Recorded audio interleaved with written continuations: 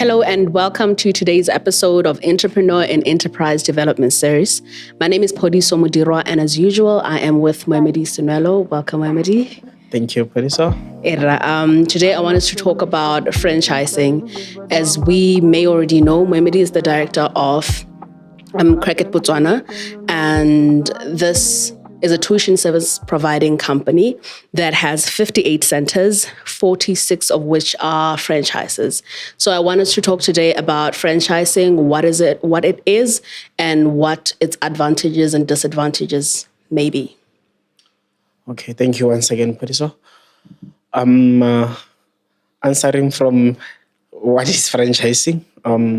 Franchising basically it's an arrangement where someone, a franchisor who has a business that is working, that has a system that has been proven or is known out there, decides to allow other people who are called franchisees to come in and own a part of the business, or more like lease to run a part of the business for some time. Normally it can go up to 20 years. So it can go up to 20 years of franchise period where someone just comes in and they pick a certain location and they use the name belonging to another person that is known, that is a brand that already has a reputation and a goodwill. So basically that's what franchising is. And talking about the advantages of franchising, really, when you come in as a franchisee and you want to franchise, the advantage is that you are coming in and you are going to be using a business that is already established, that the market research has been done.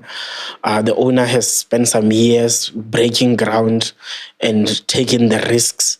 So the chances of success are high when you are starting up a franchise business, because already a lot has been done. There's already other franchisees who have testimonies, whom you can go and inquire the success, the progress, even the projections or the income that they have made over the years.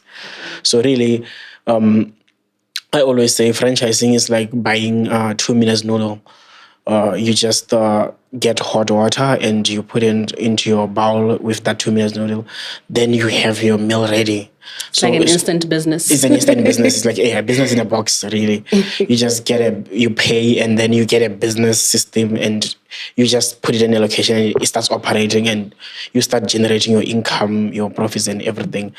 It's not always the case that a business will succeed when it's a franchise. There are many cases of franchises that have failed. I have to disclaim that. But the chances of success are higher when you franchise as opposed to opening your own business. And then the disadvantages, you asked about the disadvantages of franchising. One of the disadvantages of franchising is that really when you come into a franchise business, you find that someone has already decided everything about how the business should work and how the system should be. So when you come and you have your own idea of how this thing can work, sometimes there's not that platform or there's not that room, because the founder or the founder of the business has already decided and put it in writing that this is how my business is going to function. So it's going to, sometimes it can be frustrating when you want to come up with your own concept in an existing concept, in a franchise, really. Yeah. So that's one of the disadvantages that you could face by being a franchisee. Mm-hmm. Why would you say you decided with your team to sell franchises? Is that the right way to put it, that you sell Cricket franchises? Really, the idea came in 2017. In 2017, we were transitioning. We, as some of the viewers may know, we used to be wet crackers before. It was a partnership. Then we transitioned from that partnership, became a separate business from the company from there. Then we have Cricket. And then with that, we was like, okay, we are starting a new business here and we don't have capital. And it's because it's a new business, we can't even go ahead and get a credit facility or a loan to raise capital to start this business. So we're at that point where we said, how can we raise capital? And I came across a post by Dr. Strife Masiwa. He was talking about franchising. He was just doing a series and teaching about franchising. And one of the points that touched me that he said, he was like, one of the ways that you can raise capital is by selling your business as a franchise, selling franchises of your business. And that was that light bulb moment for me in the idea of franchising, that I saw that, oh, people have been wanting to buy shares in this idea. And I have not been willing to give away shares. I have not been willing to give away equity too soon. So I thought, but I can give them franchises, then they can run the business. But we're not necessarily owning the whole company, just running a franchise for a certain period of time, which it can be renewed or it can be continued. Or after the period, we can choose to not continue. So I thought this is a better model. So that is how the idea of franchising came, and I started researching on it. There wasn't much team back then. I was maybe the main man there.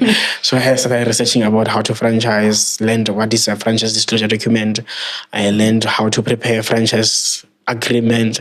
I learned how to come up with different documents that are necessary to set up a franchise business. And I engaged the help of a lawyer in the process. Awesome. What are the challenges that someone should expect if they want to partner or like buy a franchise and run it?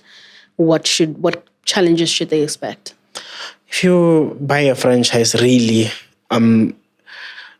you should respect the fact that you are finding an already running business, or already programmed business, really, because really the truth is that the franchise business is programmed.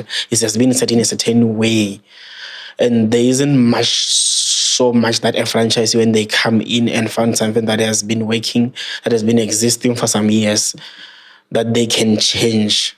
So they should accept that fact. If you are going to come and accept that fact that I'm going to run this as I'm given in the manual, because there will be a manual that you are given, which is the operations manual. You just follow it blindly, word for word. Of course, if you see some loopholes, you can always share them with your franchisor and they can be corrected.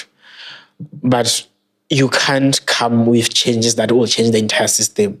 And sometimes it's hard to change some of the things in the middle of the year. Some of the things have to wait until the end of the year, and they are changed with the new year. So those are some of the things that franchises should understand, that when you get into a franchise, you are getting into someone's idea. You are just asking for a right. It's more like a lease. Like you get someone to lease you the house, and then you are using your house for 3 years, for 5 years. After the 5 years, and in the process, when you are using it, you can't make major changes without the consent of the landlord. So even if the franchise, if you are to do your own ideas, you are to implement, to come up with new ideas, that there's a certain system that has been put in place that you'll have to comply to. Otherwise, you might face termination of your contract. Mm-hmm. And then as Crackit, or as a business that has sold its or leased out, I'd say do I call it services? Franchises.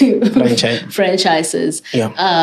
What are the challenges that you have experienced with those businesses? The issue of non-compliance, whereby we have a certain standards that we require, that as every center, every franchise should meet. Sometimes the biggest challenge that we face is whereby someone is not willing, or someone cannot afford to keep certain standards that we have recommended, and we know that the best standards that define our brand. So, and then the other issue that we will face is where someone comes in and wants to change what is already there, what we have proved, what we know works. Interesting. And how has franchising Crackit impacted the money or the financial side of things for Crackit? It has helped us to raise capital, like I said in the beginning. So we managed to raise capital to start up and to build Cricket to be where it is today. It was because of the collaborative franchise fees that came from different people buying different locations. And that allowed us to build a bigger brand and a solid brand with a collective effort of raising capital. Interesting. You also spoke about preparing legal documents for agreements with selling franchises. I want to ask what determines how long these contracts are? Really, we would normally say, okay, the first 3 years, we are establishing a relationship. So we would give someone, when they're starting out for the first time, initially we gave them 3 years, and now we give them 2 years. Because sometimes giving someone 3 years is too long when, they can pass all the vetting processes and have the capital to set up. And then when it comes to the actual work, some people don't do it. And sometimes having bound yourself for 3 years with them, it becomes difficult to just terminate them and take over or give it away, So, for now, we have revised our period to say that we will give someone the first 2 years to see if they're the right person, to more like it's a trial. And then if they pass that 2-year trial, now we can say, can we negotiate from 5 years up to 20 years? We can go up as long as 20 years after the first 2 years of trial or probation. Mm-hmm. And how much am I looking at if I want to buy a franchise from Cricket, that is?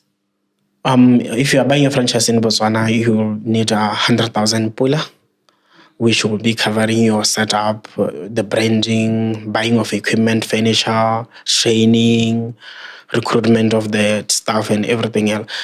By the time you just come in, everything will be set up and you just, like I said, it's like 2 minutes noodle. You just come in and you log into your computer and you start operating. Great. Okay, so I have the 100,000.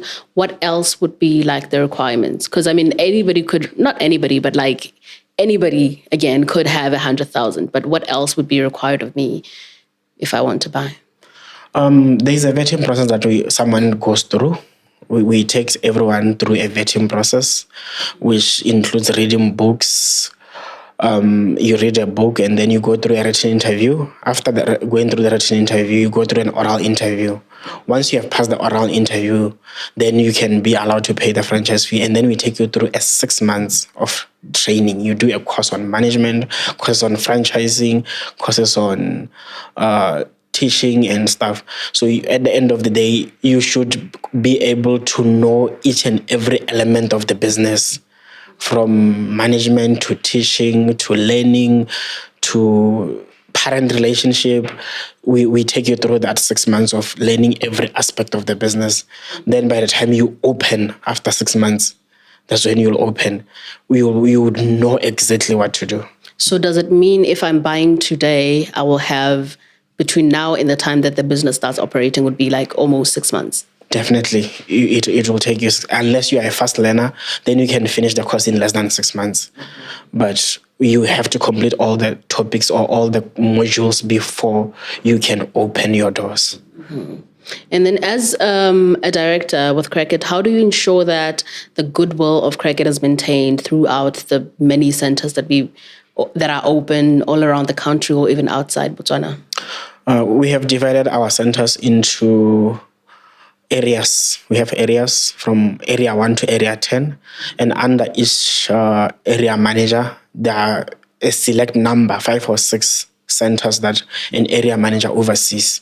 So every 2 months, an area manager visits a center and does an inspection, does the auditing, does the balancing of books, and just checking the general welfare of the staff, the students, and check if customer service is satisfactory and if employees are happy, and even talk to a few parents and find out if they're really getting the service that they're paying for. So we have area managers in place to maintain our standards and check if everything is uniform across all the branches. Interesting. Thank you very much, Mr. Mohamedi. I trust that we will leave contacts for Crackit for anyone who might want to get hold of Crackit and know more about this. Thank you very much for joining us today, and till we meet again, take care. Thank you, Padiso. Constantly hoping you notice I'm trying to make you proud.